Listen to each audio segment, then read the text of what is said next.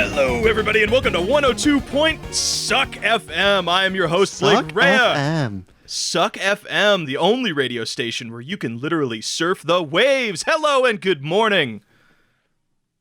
You like that energy? You like that? I do. Radio I like that host energy a lot. Were you going somewhere with that?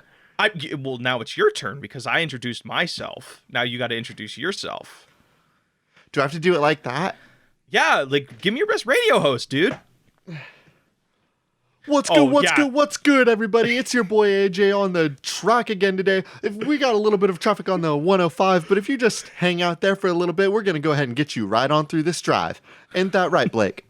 Yes, sir. Hello, everybody. Welcome to Spiritual Successor, the only podcast where we take your lovely video game submissions and turn them into the next AAA video game titles. Now, I know what you're thinking. Hey, Blake and AJ, where do you guys get all these wonderful submissions ideas from? Well, this is because we get it all from you. That's right, you. If you go ahead and hit us up on Twitter, on Twitter or email. The first caller on Twitter will have a chance of winning tickets to a Dodgers game. They don't have. We don't do Dodgers games anymore or tickets. We'll give you first 10th caller gets a free $5 Steam gift card.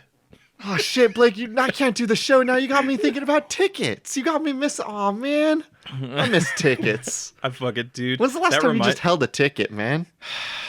Not since like the Proto Man concert, but that's I do not have fucking some true at all. You and I went and saw movies after the Proto Man concert. I thought you were talking about like concert tickets. No, I'm talking about tickets in general. The concept that you have a little piece of paper that will let you go and do something. A ticket, honestly, a singular cha-chink. Here's a ticket. I think the last thing I did with a ticket was the Missing Link. Remember when we saw in that movie? Oh, yeah, I think that might have been like the last like ticket event I went to, which is a bummer. But I actually have some good news for you, AJ. I don't think you and I talked about it, but the Proto Men just released a Blu-ray of like you can watch like one of their shows from 2011 where it's the original band playing all of Act 1 in order, and it's so fucking good, AJ. I miss going to Proto Man concerts with you, man. It's such a good time. I miss tickets. I don't even want to go out. I don't miss doing the things. I miss the power fantasy of having a ticket. Well, actually. Okay. I mean, okay, but now there's other power fantasies in the world, AJ. Like sauce. Giving sauce to your favorite Greek heroes. I can get sauce in my home. Oh, wait, was this the segue that you wanted to do to get us into Hades talk? Yeah, you and I are both playing Hades right now. Oh, come on, man. Like, I thought that was a good segue because that's all you talk about. It's like, yeah, I want to give this person the sauce, which is that is what I do in a little sexual. It's not sexual. I have a bottle of sauce and I'm giving it to them. So for those of you that maybe aren't on the next wave of my whole shit and the thing that I'm going to be building my personality off of for the next 6 months until Monster Hunter Rise comes out, I've been playing Hades, and Blake, you have also been playing Hades, and this game rules hardcore, doesn't it?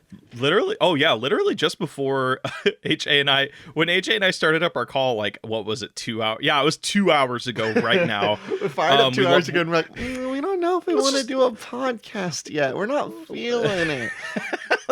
We both were like, let's just play some fucking Hades. And so he and I just sat on the phone for 2 hours, mostly in silence, just playing Hades together. And that's, in my opinion, that's true friendship right there.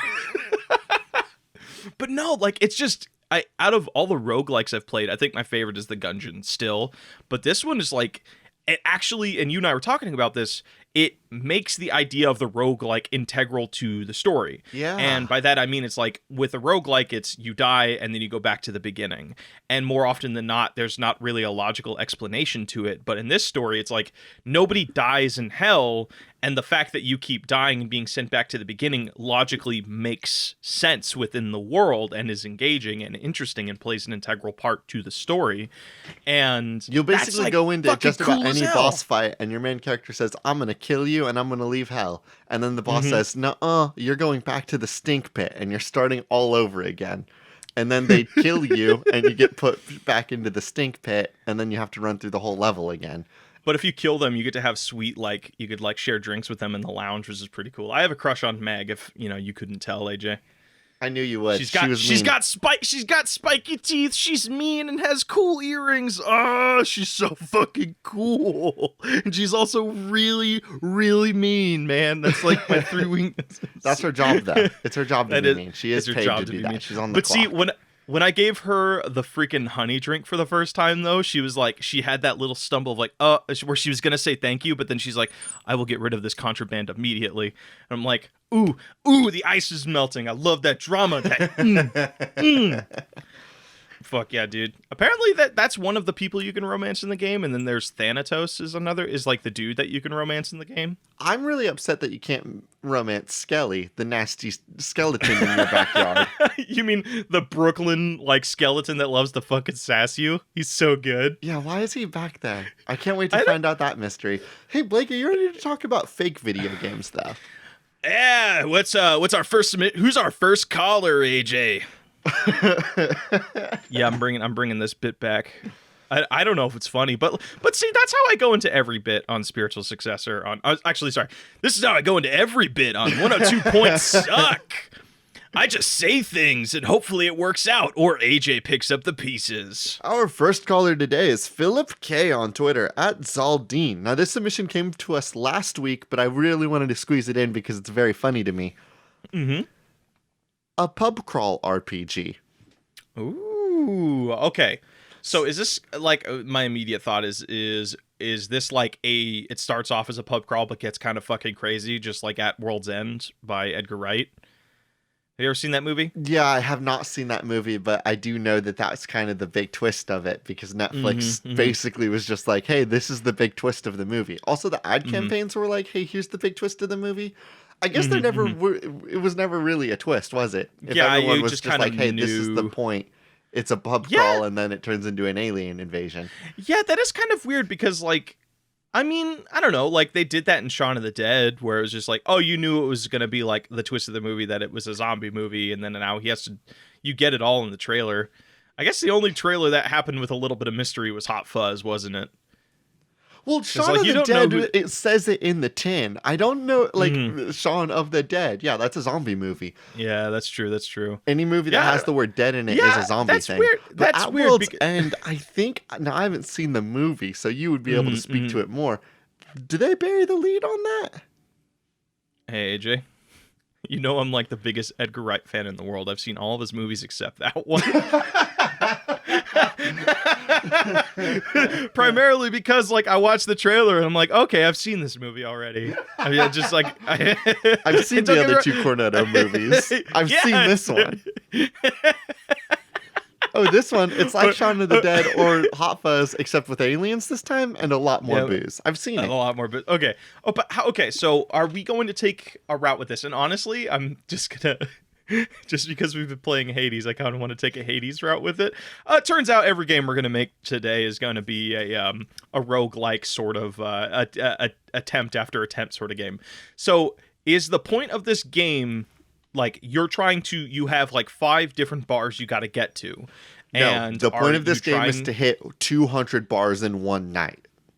Okay, but where is is that just like a story where you're just going, it's like Super Mario World, but like you're going level to level to level and each level is a different bar?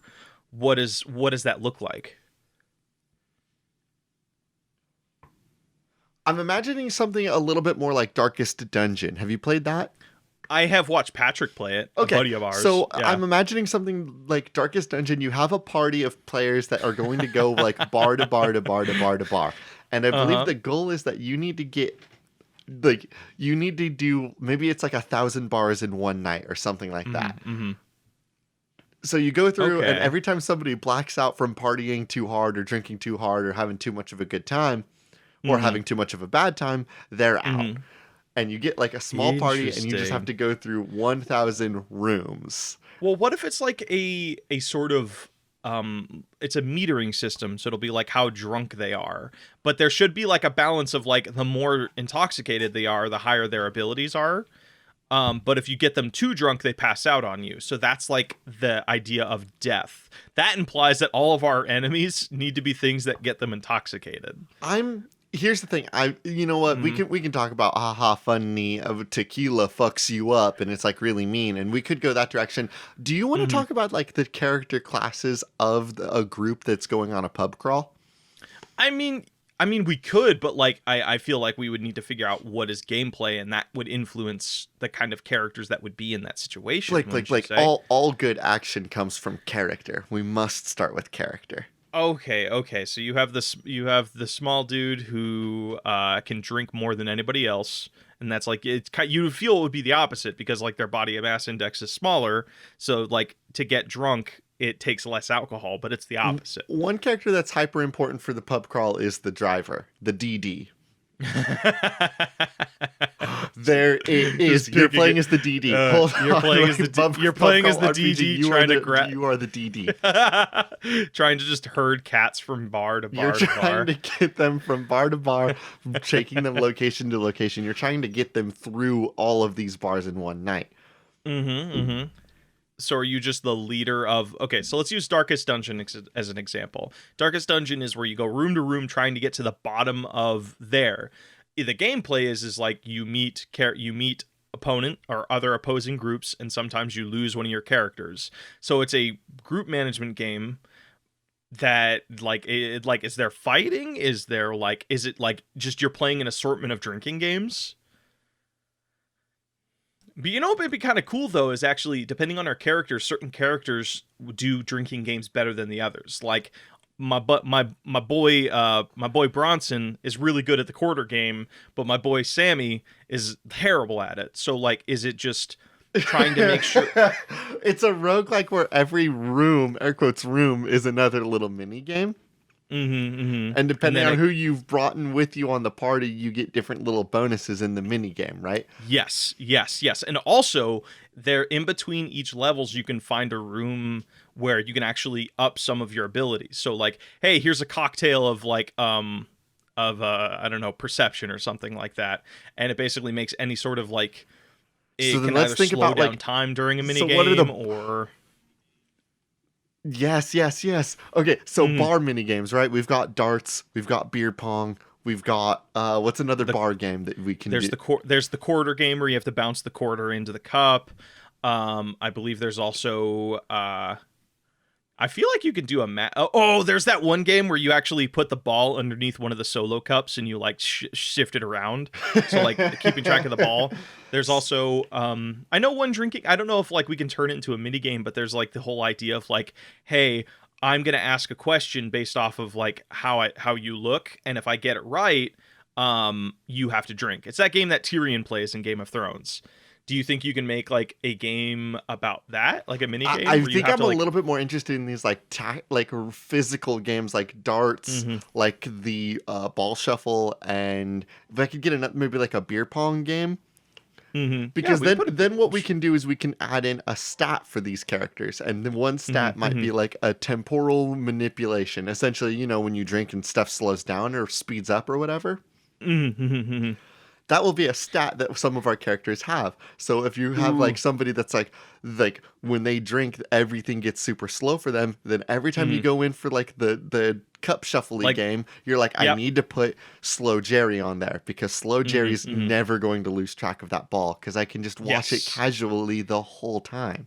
And every bar... It takes like, of course we need more mini games, but every bar is a different themed bar. So like they will do their own versions of the game. So like you come across a bar it's all in the water.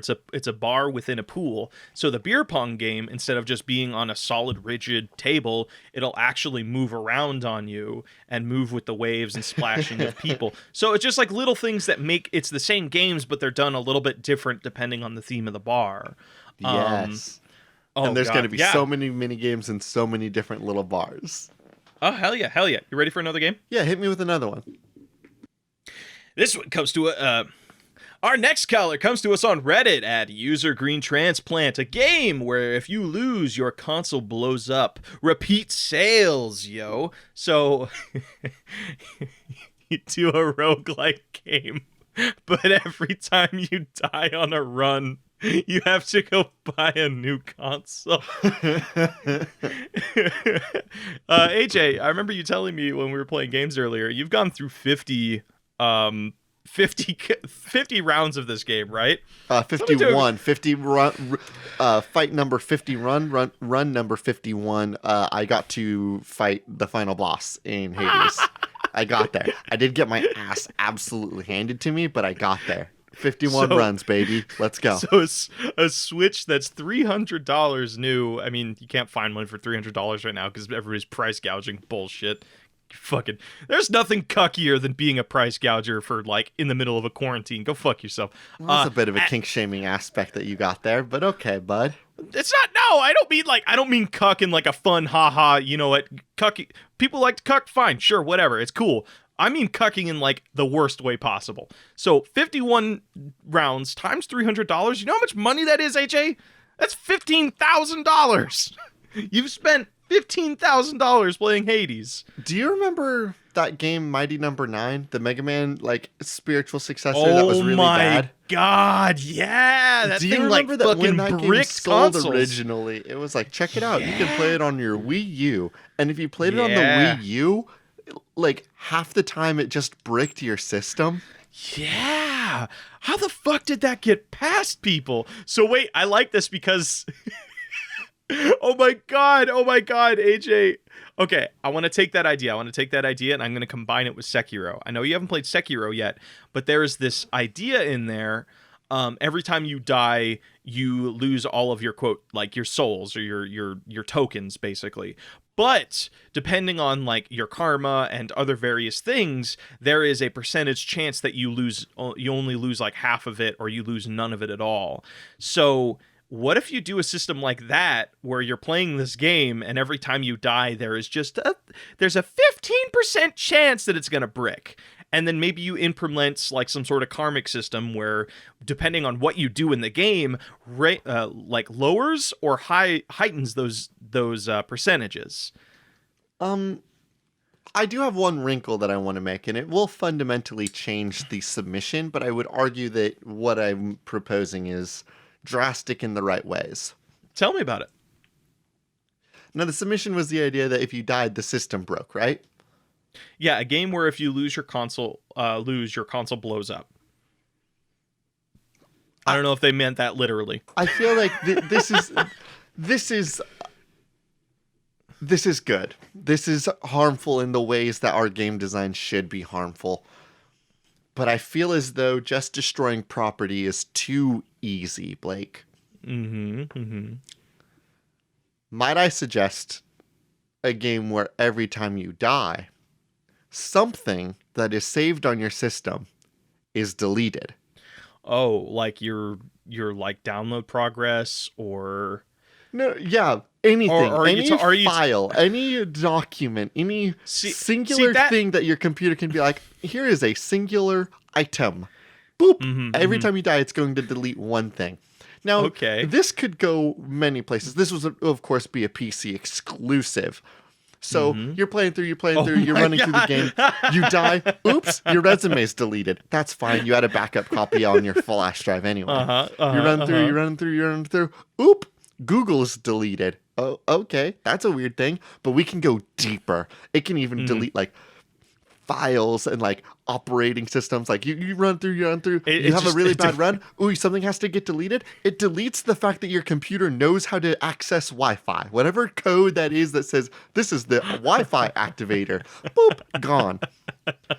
Hope you have an Ethernet cable, dork, because you died too many times and your luck was shitty, so now you have to have a wired laptop to access the internet. All right. I love this idea because that means like you can go to your program 86 file and delete that, and then your computer just bricks itself. It's possible that you luck out and it deletes the game first. But I want to add like just a little bit of wrinkle, because honestly, if I were playing this, I'd get really frustrated, and I want people to continue playing our game and continue buying our game. the thing that it deletes, it doesn't really delete it. It just places it somewhere randomly in the world of your game, and you have to fight your way through the levels to get it back. So, hey, it deleted my sweet folder with all of my fan art of Meg from Hades, right? I'm like, oh fuck, I need to get that back right now. So I have to, but I don't know what level it's on, so I have to go through each level and find out, like, I guess a good example, remember Metal Slug, where it's just like there's those crates and you have to like bust them open and there can be any number of things in them. It's kind of like that. So where it's like, oh, I found this crate, I'm gonna bust it. Oh fuck, there's my sweet pics of Meg. I'm good. I don't have to play this game anymore. Are you told what the game has taken hostage? Or do you just have to know, like, you've died and somewhere in the world a file is now being held hostage? I don't want people to know, because I'm just thinking of, like, I'm trying to think of, like, what it would look like if, like, my folder of Meg was deleted. It would be more shocking to me to be like, man, I want to go look at some pictures of that really cool gal, and then I go there and it's fucking gone. I want that experience for everybody. I don't want anybody to know, because then you have to discover. You open up that folder on your computer, and it's what is left is a ransom note. Play our game, loser.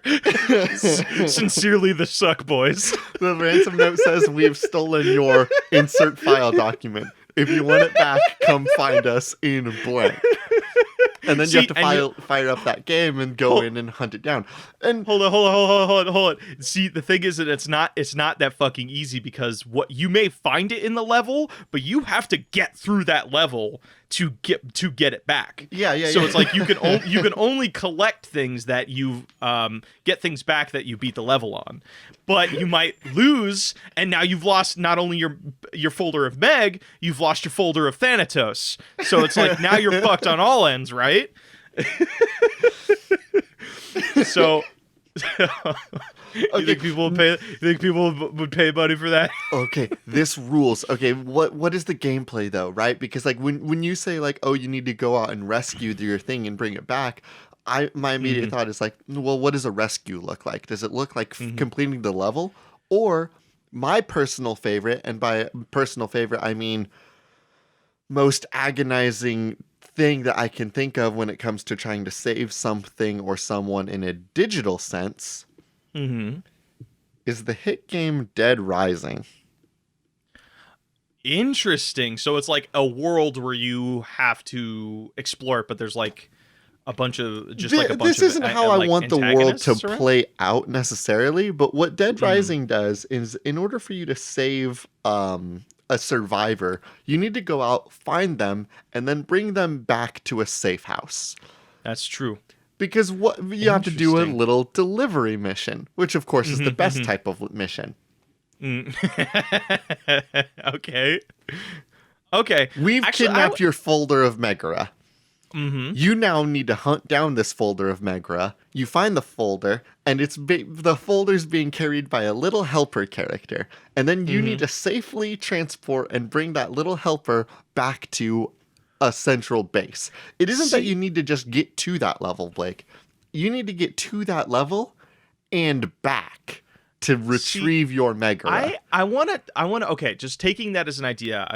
This world, let's say it's a little open world, but all the enemies are little computer viruses, or like they're like little glitchy monsters. They look like the super hot guys, basically, where they're just kind of like weird, glitched out, polygonal sort of enemies.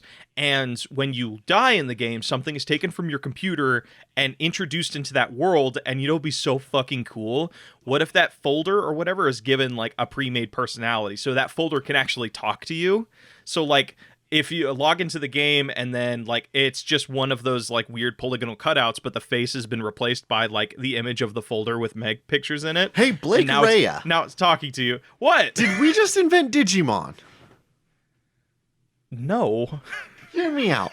We've created little digital people that randomly access like through the data. We've created a program that says we've stolen a folder. We've analyzed that folder. We've created a little persona for that folder. That's a Digimon, dog.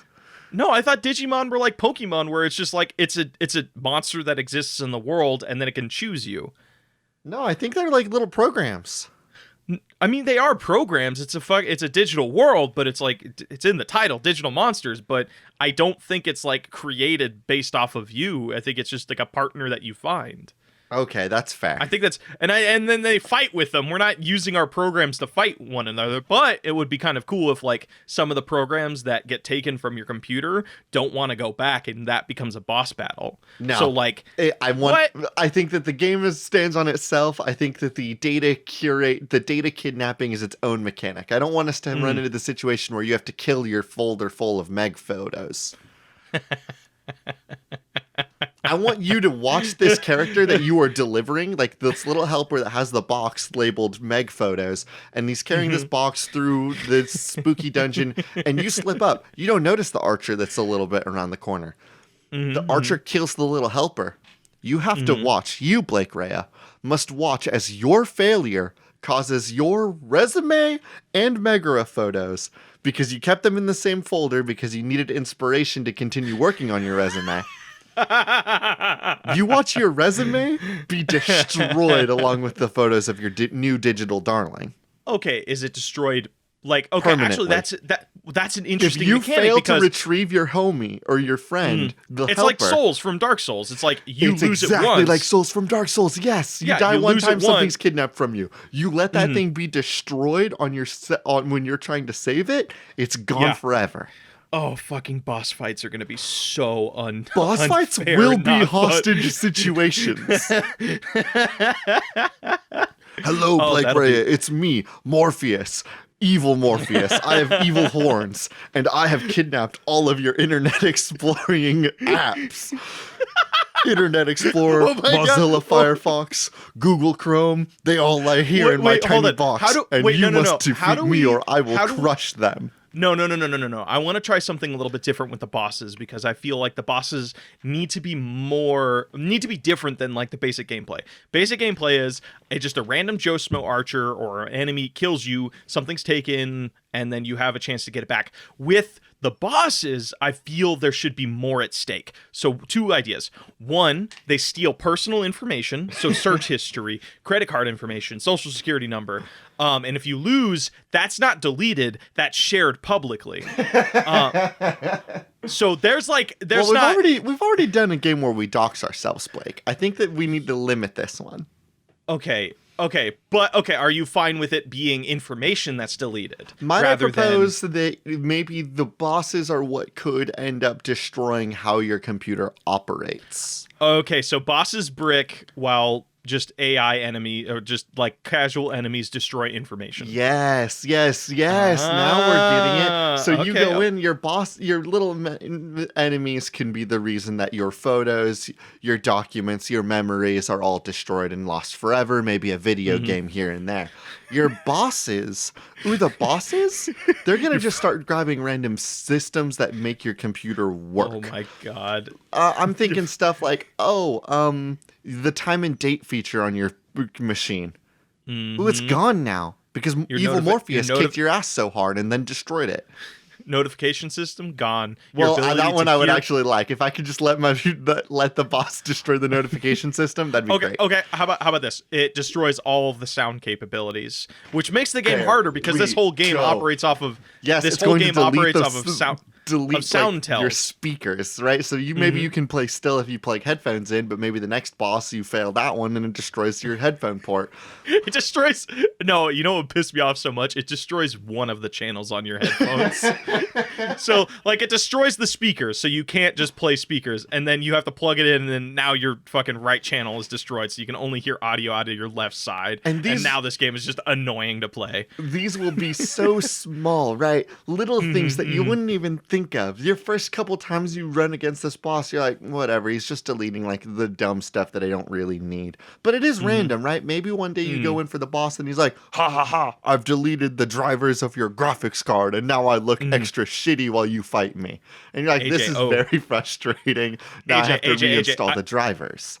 I have an idea. I have an idea. You know, like how the big thing is right now, for a lot of gaming companies to be like, "Hey, sign in and this, and you can play this game on multiple systems." The DLC that comes out for this game, we call it cross-platform. So now the bosses in the DLC are not only attacking the console you're playing on, but all of the other systems that you're logged into. So, like, imagine playing you have your Destiny account on your computer and you have your Destiny account on your PS4. Some of the data that might be deleted, I may be playing on my PC, but they could be deleting shit off of my PS4 and I wouldn't even know. Goodbye, So my 40-hour save file of Persona. I feel like most people would be happy to get rid of that. Bold claim. Actually, there's some people who play Persona like some people play Skyrim. I got a buddy I got a buddy that ran through Persona like 6 times. Jesus Christ, that's so much time. He really liked it. That's so much time. Oh my god. Hey, good for them. Like, no, there's like a lot of joy in finding a game that you can sink that much time into and still have a good time. I know, I'm so ready for Monster Hunter Rise, dude. Dude, you and I are going to finally play a Monster Hunter game from the get-go together. Hell yeah. Because you and I tried getting into Worlds and like just the sheer like level difference was insane. You were like 3 years behind at that point. Well, 2 years behind at that point. I was small, weak baby. All right, that was a fun game. Let's come up with another one, man. I'm gonna put a pin in that one. That one is definitely nug material. Burn it to the ground and leave nothing September in your eyes. At Dust in Your Eyes suggests Dynasty Warriors, but you control the prince and his cousins from Katamari Damacy. Oh, interesting. So you just have a big ass ball that you're rolling around over hundreds of enemies? You have a little ball at first. Okay. That you then roll over hundreds and hundreds of enemies. Yes, you got there. Interesting. Okay, how does that... Because with Katamari Damacy, it's like the challenge of the game is, one, you have a timer, so you have like only a minute to destroy whatever X amount of enemies, right? Mm-hmm. Then there's also like the matter of some enemies you can't, or some objects you can't get because you're too small to grab them. How do you implement that in a game like this? It's just like the first things you can get are like regular sized humans, and then you're just slowly working yourself up to now you're collecting giants, now you're collecting dragons, now you're collecting elemental gods or something like that. Is that because I'm trying to figure out what's the gameplay loop? Yeah, I think that the gameplay loop might be like a simple repetition of just needing to get big enough to swallow up a soldier. Because once you can swallow up one soldier, you're gonna take the whole battlefield, huh? You know, it'd be kind of fun actually. What if like the opening part of the game, it's because like one thing I like is like shifts of power in games. So it's like the first minute or so is about going around collecting things Katamari Damacy style to get to a position to where you can start fighting the soldiers. But for the first minute, you have 100 soldiers chasing you, taking swipes at you. So there's this urgency and this buildup of like, oh fuck, wait till I get to 100 centimeters, dude. I'm gonna fuck your face up. And so it's like a runaway game that becomes like, oh, now I can kill everybody. Yes. And the evolution of that, I think, would be it starts off with soldiers, and then it goes up to bigger knights, and then it goes up to like actual like war. How big are we willing to let these knights get in our Dynasty Warriors game? Because keep in mind, these games, I mean, I know it's one dude killing like 500 people in one swing, but they're like grounded. Like, I don't think there's ever been like an 8-foot tall dude before in those games. My good sir, have you ever played Berserk Band of the Hawk? Yeah, that's why we're playing. That's why we said Dynasty Warriors. Yeah, but in that game, he goes up against like giant monsters too. Okay. So you want to add a fantasy element? Yeah, I feel like that would be the natural way of making this game interesting level to level, because like certain monsters have certain abilities, and like a dragon could like breathe fire over an area, and that becomes more complicated than just one guy with an axe and he's swinging gonna at you. Burn up my big old orb that I built out of flesh dudes. Yeah, basically, oh my god, that's so fucking morbid. I'm just picturing like the Katamari Damacy the little boyo, and he's just pushing a giant ball of fire. And just like how fucking metal now that I'm would thinking look. about Billy Hatcher. Billy Hatcher? Sorry, yeah, just like the idea of a Katamari Damacy game where like you have a big ball that you're pushing around and like there's gameplay mechanics about like, oh, you can use it as a shield, or oh, make sure you have the right kind of orb that you're pushing to face off Oh. against this enemy. That's just Billy Hatcher. Oh, shit. Oh But my god, now I'm remembering Billy Hatcher. Yeah, it was the guy with the egg, right? yeah, the guy with the Oh egg. my god, I haven't thought about that game in years, dude. One of the weirdest things about that game, by the way, just to pop off about Billy Hatcher, my dear other than friend. a kid pushing a giant egg around, Well, I you can't played as a imagine kid anything. that was dressed up like a chicken, and you pushed around big eggs, and you fed the big eggs fruit so that you could hatch them, and they would release a little creature that would help you out, and you could command the little creature as a friend to, shoot fireballs, throw lightning everywhere. One interesting thing about the hit game Billy Hatcher from the GameCube generation, which we all knew and loved, it was developed by Team Sonic. You know of Sonic the Hedgehog fame. So there was a special egg you could find. Oh, I remember that, and it was Sonic. It was Sonic. You could hatch Sonic Yeah. out of an egg and then tell Sonic to go kick someone's ass for you.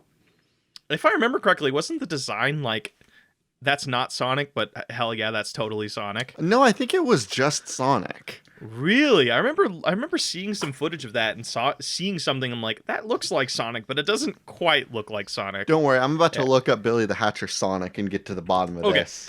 Okay, so while you're looking that up, I have an idea. Hey, So can we just the do a Billy the Hatcher sequel? a Billy the Hatcher sequel? I guess we could. They're rolling their egg around, just trying to like collect bodies on the battlefield. Yeah, I want to put Billy Hatcher in a big, big war zone where he had to kill lots of people with swords. Okay, I think here's the plot of the game. Billy Hatcher is trying to amass his own army to do whatever. So the game is about collecting people that you are then going to force into your army. The mechanics that are against you is that everybody's trying to destroy the ball that you collect. They're trying to crush my egg. Yeah, so like you have to, so it takes that Kamawari Damacy thing where you have to like be of a certain size, but it's like, I guess that there's dragons that can destroy your ball. There's people that with cannonballs that can destroy your ball. Oh my god! And if your ball falls apart, they all get up again and start trying to attack you. Well, so my thought was you that can recollect them. My thought was that at this point we've just created a big, big Dynasty Warriors game with a mechanic of you needing to get your ball and egg big enough that you could hatch it and awaken some sort of horrible monster, and then just lay waste in the battlefield. It just like fucking births berserk apostle monsters. Exactly. How like powerful Lovecraftian would creatures. Sonic the Hedgehog actually be if he popped out of a big egg and I could release him on 100 people? I don't know. Didn't they talk about that in the new Sonic movie? I don't know. Why would I have watched the new Sonic movie? Actually, I heard it was very good, but it's not the Sonic from the new Sonic movie. It was the original design, the one with like human teeth. So it's like a really, really gross rendition Yes, of Billy Sonic. the Hatcher, but he releases horrifying monstrosities. Oh my god, you know what this reminds me of? Remember, God, this was like, I can't remember the name of them, but my brother used to collect them. Remember those like cards where it would take a brand and then like change one syllable and make it be like gross out stuff? Yeah. Instead of like, but they also did Instead that of with hot rods, characters they did like snot rods. Yeah. So what if you do something like that, where every time your egg opens, it's Sonic, but instead of Sonic, it's Sanic, or it hatches Tony the Tiger from Frosted Flakes. That's from Frosted Flakes, right? For some reason, I thought it was a Except different it's tiger. Tony the Liger, and he's like really big and has a mane and two swords. And oh my god, that's so sweet. So it's just like kind of it hatches off-brand things that will fight for you. So like the level starts, it's just about collecting people and collecting bodies around your egg, and then the gameplay after that, it becomes like now you're playing it like Devil May Cry 5, where you're just V, but with his monsters. Hey, should we do a little lesson about Billy the Hatcher, or should we just assume that everybody knows who Billy Hatcher is? AJ, you know, actually, yeah, you're right. We should talk a little bit about Billy Hatcher. I thought you were gonna ask me, is like, hey, should we like actually know what Billy Hatcher is? And No, I'm I like, think I described it pretty good. He's just a kid with flavor an of the show. egg and a chicken suit. Yeah, what is his end goal? Like, is he trying to he's trying to save somebody, He's trying right? to save his friends that also got swept up into the egg world. The egg world. You know what? I'm So- done with people trying to be like, oh, when are we getting this remake or that remake? Like every time like Nintendo's like, here comes a Nintendo Direct, and people are like, more Smash, more Smash. I'm making the push for Billy Hatcher HD remaster. That'd be fun. I mean, they've been pretty on the ball with HD remasters, except for like the Mario 3D All Stars, because those aren't remasters. I mean, they did up like the resolution of things, but it wasn't like a full blown remaster. But they did the Spyro remaster, they did the Crash Bandicoot remaster. Like, I think they're doing pretty okay with that. But will they give my boy Billy Hatcher any love? I mean, did it make them a lot of money back in the day? No. No, then they're not gonna. No, it's Nintendo. What the it fuck was you created. It wasn't done by Nintendo. It was done by the Sonic team. Who made Sonic the Hedgehog? I can't stress this enough. but a lot of Sega titles now release exclusively on the Nintendo, though. Who would I need to harass about bringing me Billy Hatcher back? Sega? I mean, yeah, you can tell Sega. You can be like, hey, PS5. I know PS5's coming out. You know what? Like, will automatically make parents buy that Billy the Hatcher HD remaster for PS5 today. Or you can get like a limited run series on it, and it comes in a little case that's like shaped like an egg. Should we choose? You have another video game for me? I do have another game submission for you.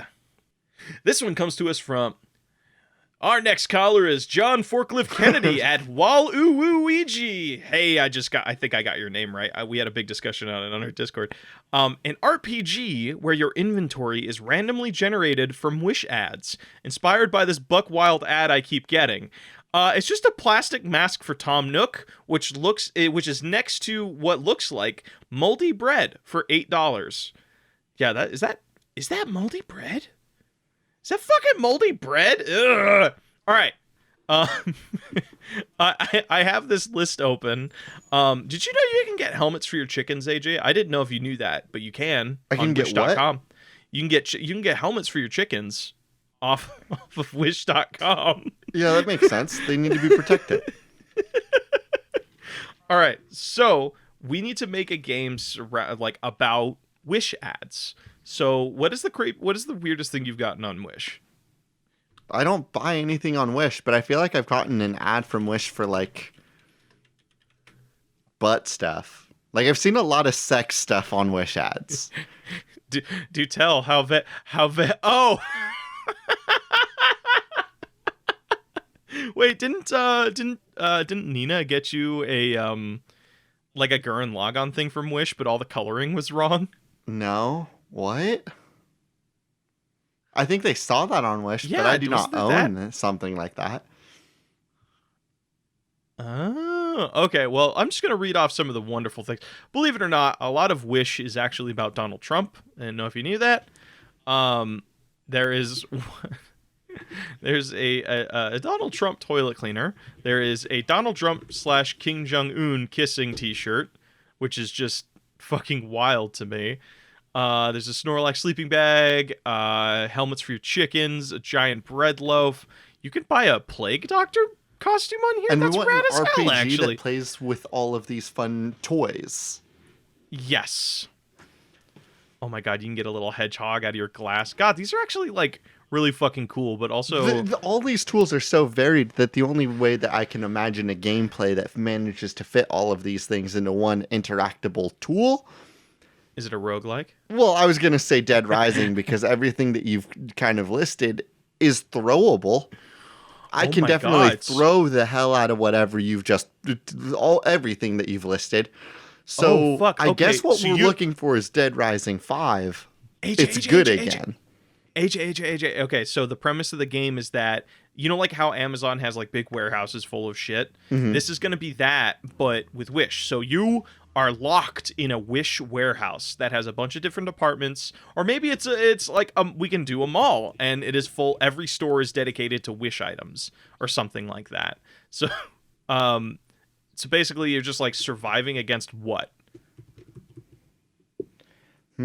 Zombies? I mean, they've already done that though. We should try and get what the fuck.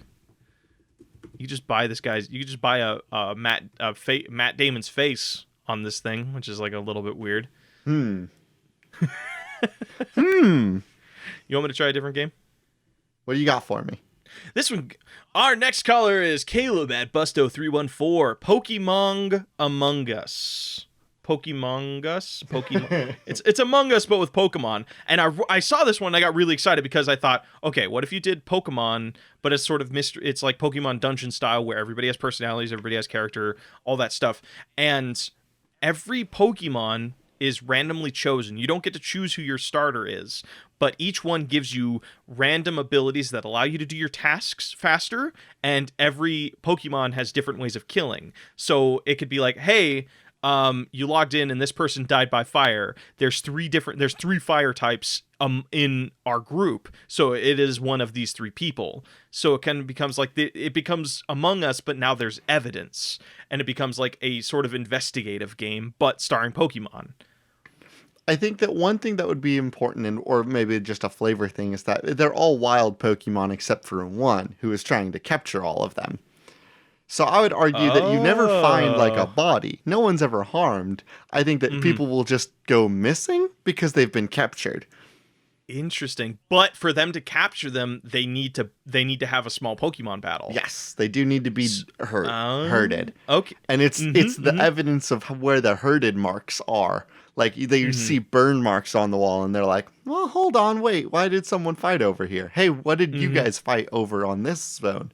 So maybe that's it. Maybe the wild Pokemon are fighting other wild Pokemon so that they can get stronger and bigger and cooler and faster and more beautiful when they evolve. So there's like, but how do you, here's the thing. If they evolve, that immediately tells everybody that they are the imposter trying to catch everybody.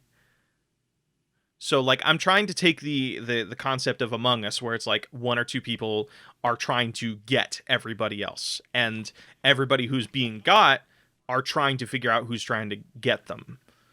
So, like, how do we apply that to Pokemon? And I think if you do a thing where there's obvious tells that you are the imposter, the game isn't fun.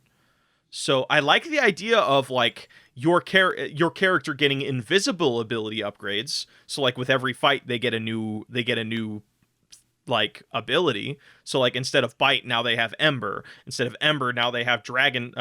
Is it dragon meteor? Yeah, Draco Meteor or something like that. Fuck, something dope cool like move. That. Yeah. So like probably something takes like dragon kill shot or some shit like. But the idea of Draco explosion claw. So like the longer the game goes on, the more powerful the imposter draconic ambition. Sorry, you keep going. I'm going to think about more cool dragon terms. That's right. You like I was going to say famously, but I'm like, who the fuck famously to what? You normally like doing dragon teams, dragon and doggo teams, right? Oh, in Pokemon? Yeah. Yeah, because I like seeing the well, I did a dog run where I tried to make just a complete dog team, but I also did a Nuzlocke run a while ago, and I ended up with just a bug team by the time I was at the Elite Four, and that was very funny. Dude, you and I have talked about doing a Nuzlocke run. We should totally do one. So about this Among Us game, you keep going on that. I'm going to think about more cool dragon terms. Well, I mean, I would hope this is a team effort. Okay, what cool dragon terms do you have then? Dragon Smash, Claw Down. Dragon Claw Down's not too bad. Fang Supreme. Oh, Blake. Yeah, what's up? Dragon D's nuts. Fucking hate you.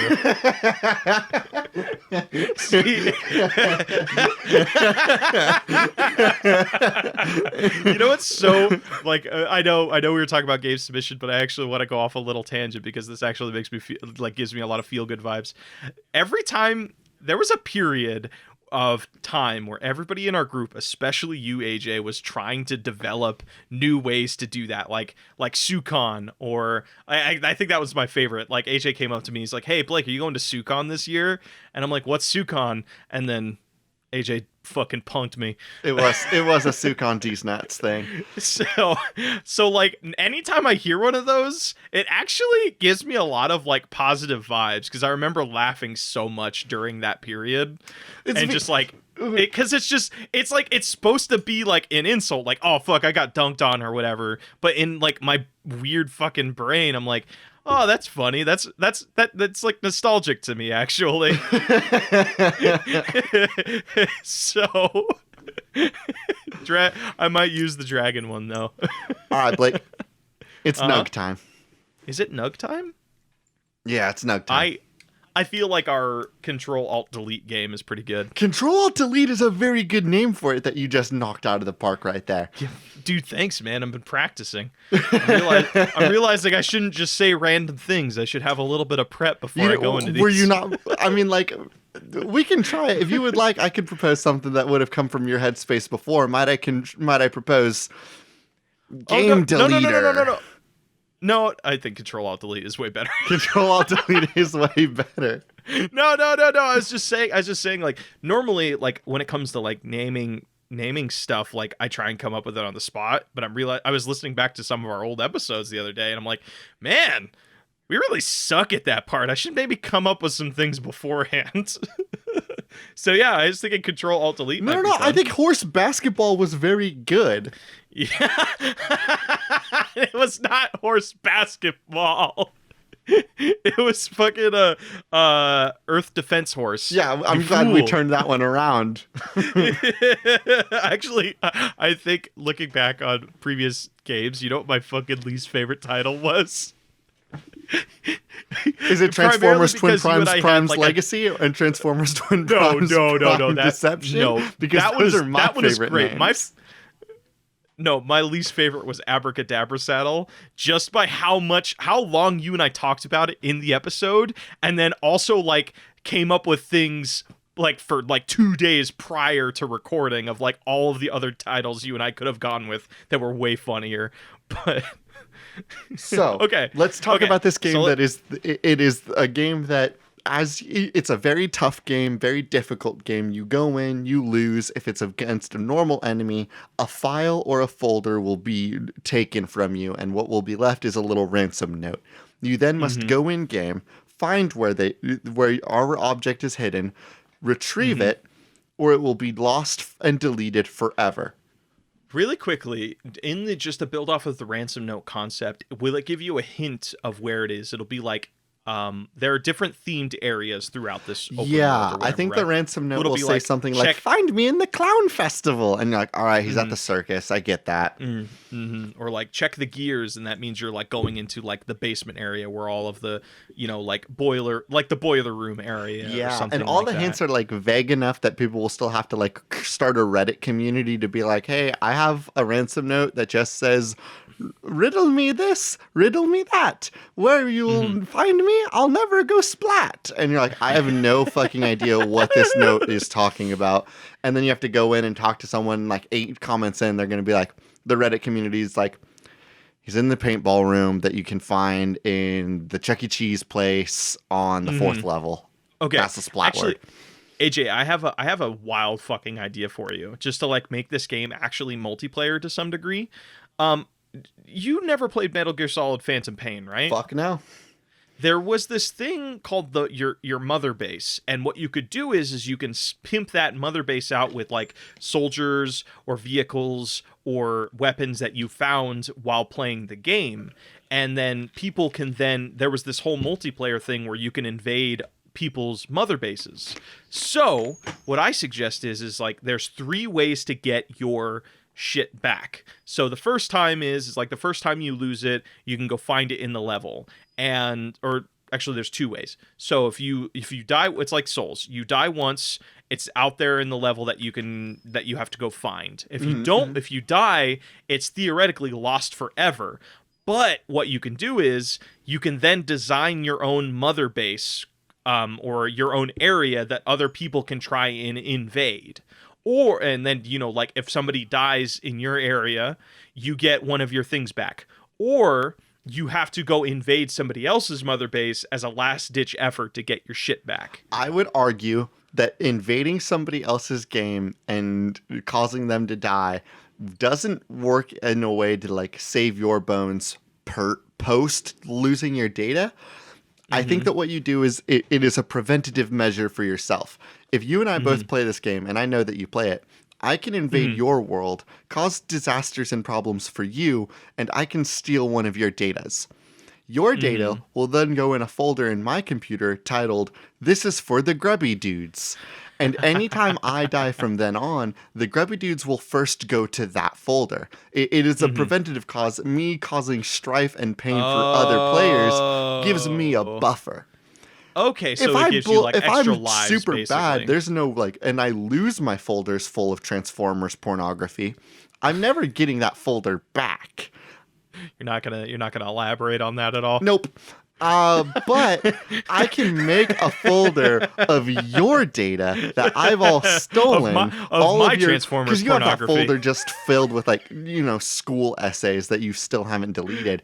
I might just like chew away and snag a couple of those from you, and those will go in my grubby guys folder. But then how? And does then the that... grubby guys will come and steal stuff from there first, giving me a little bit of wiggle room and breathing space as I run through this game. Okay, but then you would need to keep track of like that grubby folder. The files that are in there can only be gotten by the people they came from. But also, if they're deleted, if you're using it as a buffer, where does it go?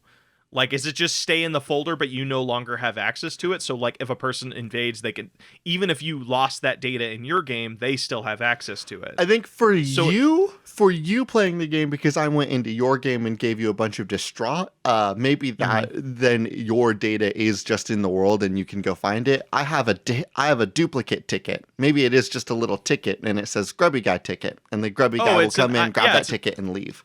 So for me, I have a buffer zone. Your stuff is just in the world, and you have to go clean up the mess I made for you. Interesting. Okay, yeah, I like that idea a little bit better. Yeah, I don't want you to have to come back and get your shit from me. This is just so that I don't have to deal with my grubby guys. Okay, so we are literally taking the Dark Souls route of like invasions. Yes. Where it'll be like, okay, so it's like you get something out of it for coming and invading, but it complicates my game. So okay, yeah. So here's the question: we need to answer this. What does it look like? Are we imagining? I'm imagining a bit of a side scroller Hollow Knight looking place, really? Like world layout, not the same aesthetic, but something that plays similar. Were you thinking were you imagining something more 3D? There's this one game I had in mind. Hold on, let me see if I can't find it. I'm also thinking about Hades. About Hades? I don't think you were thinking about Hades. I was not. What were you thinking? It's a trailer that just dropped. It's like this polygon dude that's like It's like a 3D representation of hacking. I think it's literally just called Hacker. Now that I think about it. No, it is not called Hacker. What the fuck am I thinking of? Hacker game for Switch. Hacker's game. Which is a thriller and drama. Okay, I don't know. I don't remember the name of it, but it is basically, the idea of it is you are like a polygonal, super hot looking guy going through the levels, and you are basically Neo in the Matrix, where you have a bunch of super abilities and, guns and shooter stuff. I'm thinking of something where this is like an area. This looks like what the inside of your computer might look like. So like Tron sort of vibes, or Tron mixed with super hot. Okay. So it's like everybody's polygonal, and then like everybody's represented by code or other like zeros and ones and all that other jam. Okay. But maybe if we want to have some fun with it, what are you thinking? Like something with a little bit more detail, like Hades? You know what actually I'm imagining now is something akin to the No More Heroes Travis Strikes Again. Hades is similar. It is like this 3D low polygon, low detail, lots of color, lots of accents to the designs.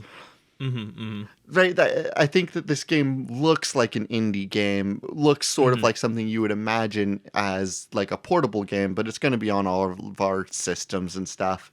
So yeah, like this Hades No More Heroes look. Okay, so what is the backdrop to that? Because like now that gives me an insight on like character design, where everybody fucking pops. Everybody's silhouette is yeah, like, the silhouettes are really good, and there's little accents for all of their colors. No real details, but we get the idea of what the character generally looks like. So I suggest that the layout of this world is a cyberpunk city.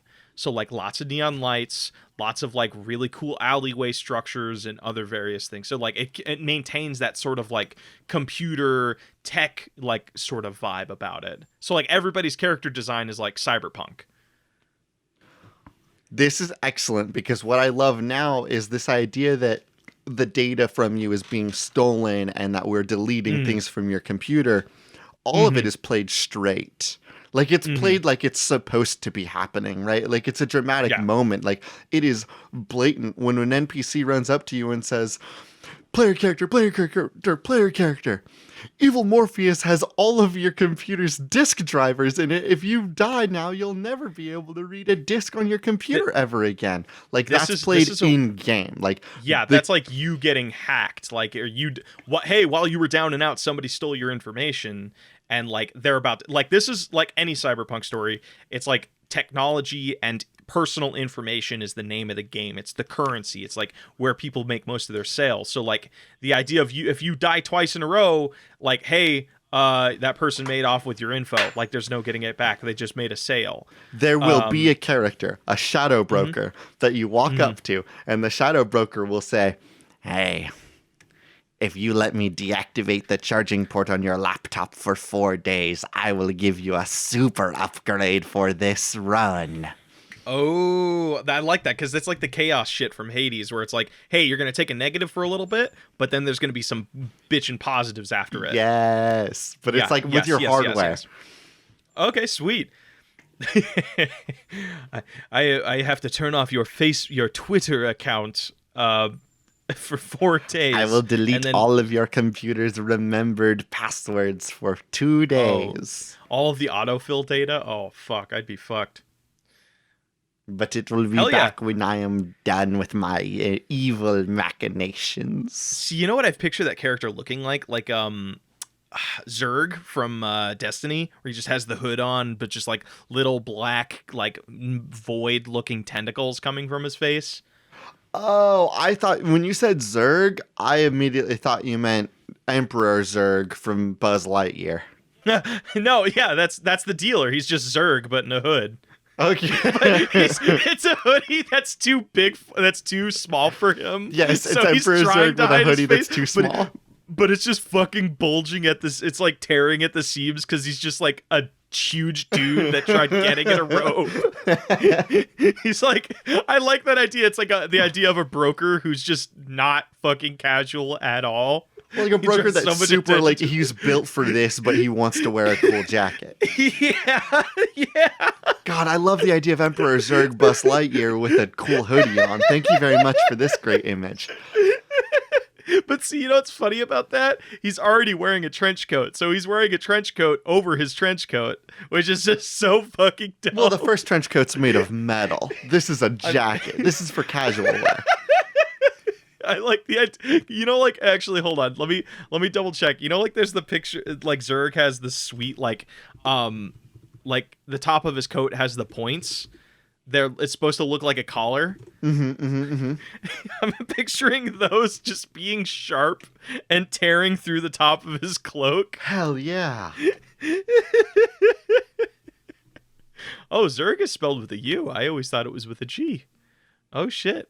Yeah, he has little collar bits, and they just fucking poke through. All right, that's our dealer. Hell yeah. All right, Control-Alt-Delete. I think that's a pretty damn good game. That's a good game. Hell yeah. All right, are you ready for patch notes, brother? Let's go on to patch notes, brother. Welcome back, everybody, to Patch Notes. What's good, what's good, what's good? It's me, your boy, AJ, the MC of the host. I wish I had a way to fit more little letters and acronyms into that, but we're making it do. Isn't that right, Blake Rhea? Hey, thank you, everybody, for listening to 102.SUCC FM. Welcome to Patch Notes. Now, of course, here at Patch Notes, we've always got the most poppin', most exciting, most flabbergasting news for all of you. And today, we've got the news that this weekend, that's right, the 26th of September in 2022, woo! We're going to be playing some Among Us with our Patreon supporters. So if you're part of our Patreon, make sure that you're paying attention to our updates there this week because we will be giving out an explanation on how to play Among Us with Blake and I on the 26th. That will be this Saturday. Blake Ray, do you have any closing remarks that you'd like to say? You know what I'm realizing? That radio show hosts, it's all about Wiggity just wiggity, filling what's in good, time. Blake? Yeah, it's all just like it's just fucking adjective city. Like just like, hey, welcome to the most hot, steamy, poppin' episode of Spiritual Success of the radio station. It's just like a matter of just like, man, how can I fucking fill out the time? Because I gotta talk for like 12 hours in between songs. All right. Hey, you know, we got a real jammin', slammin', epic iTunes review session that you can be plugging into. I don't know what the fuck that means. Hey, everybody. Wait. Can you explain to me what an iTunes review session is? Are we going to be running some sort of special? Hey, if you come in and leave us a review on Thursday from 5 p.m. to 7 p.m., we're going to give you a free drink? What does an iTunes review session look like, Blake? Hey, everybody. Welcome to the steamy... quiet no, part you of the bring episode. back 102 suck, Blake Rhea. I'm not down for slow jazz, I'm explaining what an iTunes review session is. Hey, everybody, welcome to the steamy, soft, sultry part of the podcast. If you want to have a really good iTunes If this is a radio show, I want to know what time this radio is on so I can turn my radio off before then. Could you imagine turning on the radio and they're trying to put the moves on you? No, I'd love that. Hey, everybody, welcome to KROQ, the most rocking, most hard, most exhilarating, and sensual rock music experience. We got some ballads coming to you right around here. You know what sucks is that I was able to do that in fucking character. Like, that tracks. A little ballad session from the radio. Well, it's super you. Like, I definitely say you got the sexy vibes going on for Spiritual Suck. You bring the sex energy. I'm just really upset that if somebody wanted to do a rock session, like on a rock radio station, they wanted to do a bunch of ballads, the innuendos are all right there for them to just be real nasty on public radio. Hey, AJ, I hate to break it to you, but that's what rock was. Like, the whole idea of rock was like, hey, I'm young and I want to fuck. Like, I want to drink, I want to fuck, and I want to party. The radio wouldn't do that to me. The radio doesn't want to fuck me.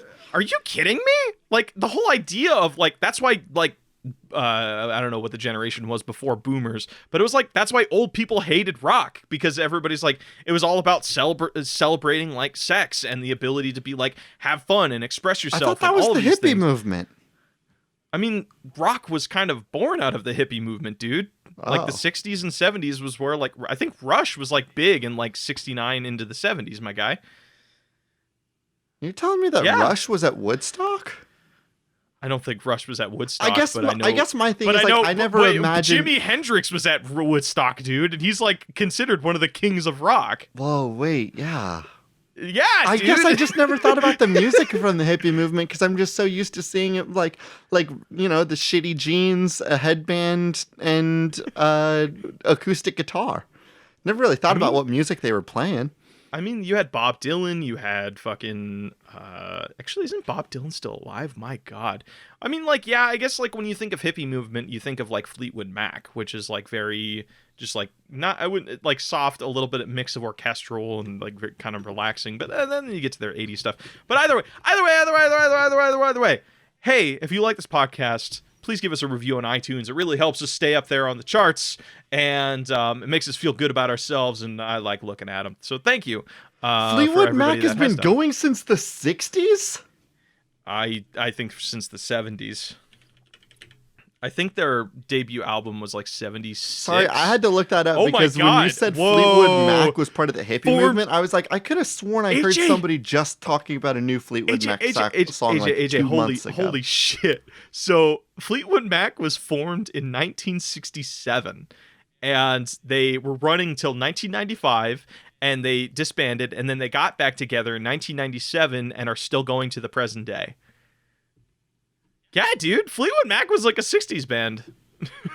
Learn something new every day. Pink Floyd formed in 1965. Led Zeppelin formed in 1968. Yeah, dude, like rock was like a 60s thing, man. So an iTunes session, I guess, is just when you come in and leave us iTunes reviews and listen to rock music. Thank you all so much for listening to our podcast. I'm closing the show now, Blake. As always, thank you all so much for listening. If you want to give us some of your submissions, you can find us on Twitter at Spiritual Suck. As always, I've been your host, AJ Hart. And I've been your host, Blake Rea. Hey, Jay, we should make a sticker that says 102 Suck FM. We should How definitely. Cool would that? We should totally fucking make stickers of that. Yes, Everybody, but only if like it's underlined, so it almost looks like 102 Suck 'em. Our intro and outro music is Cheap Shot by Anna Monoguchi, an excellent song from an excellent band for an excellent game. This is Check the 'em out on spiritual the successor, charts. and these are cool games. That should not be made. We finally closed it. We're done. We're free.